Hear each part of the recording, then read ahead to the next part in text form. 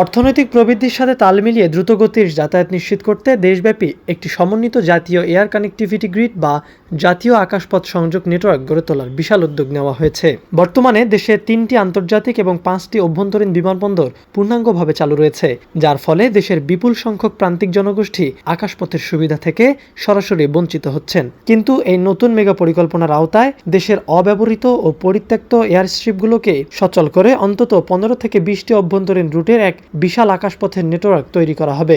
এই গ্রিডের মাধ্যমে পুরো বাংলাদেশকে একটি একক এবং অত্যন্ত শক্তিশালী আকাশপথের ছাতার নিচে নিয়ে আসার যে বিশাল কর্মযজ্ঞ শুরু হতে যাচ্ছে, তা দেশের সামগ্রিক যোগাযোগ ব্যবস্থায় এক অভাবনীয় গতির সঞ্চার করবে।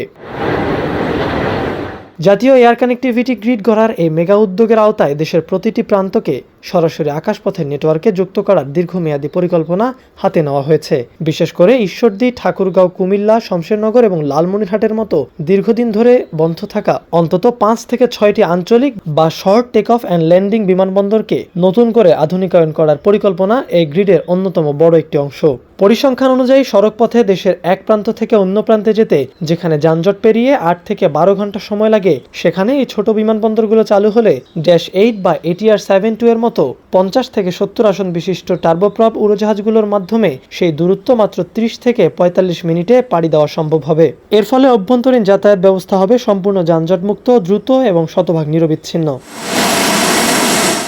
দেশব্যাপী জালের মতো ছড়িয়ে থাকা এই শক্তিশালী অভ্যন্তরীণ কানেক্টিভিটি গ্রিড শুধু যাতায়াতকেই সহজ করবে না, বরং দেশের আন্তর্জাতিক এভিয়েশন হাবগুলোর সাথে প্রান্তিক অঞ্চলের এক নিবিড় সংযোগ স্থাপন করবে। পরিসংখ্যান বলছে বর্তমানে দেশের আকাশপথে বছরে প্রায় 1,20,00,000 যাত্রী যাতায়াত করেন, কিন্তু গ্রিড পুরোপুরি চালু হলে 2034 সালের মধ্যে বছরে প্রায় 3 কোটিরও বেশি যাত্রী নিয়মিত আকাশপথ ব্যবহার করতে পারবেন। দেশের প্রধান 3টি আন্তর্জাতিক বিমানবন্দরের পাশাপাশি নতুন করে আন্তর্জাতিক গেটওয়ে হিসেবে প্রস্তুত হতে যাওয়া কক্সবাজার, সৈয়দপুর, যশোর ও রাজশাহী বিমানবন্দরের সাথে এই গ্রিডের সরাসরি লিঙ্ক তৈরি করা হবে। এর ফলে প্রান্তিক পর্যায়ের একজন যাত্রী খুব সহজেই তার নিকটস্থ আঞ্চলিক বিমানবন্দর থেকে ফ্লাইটে করে মাত্র আধা ঘন্টায় প্রধান আন্তর্জাতিক হাবে পৌঁছাতে পারবেন।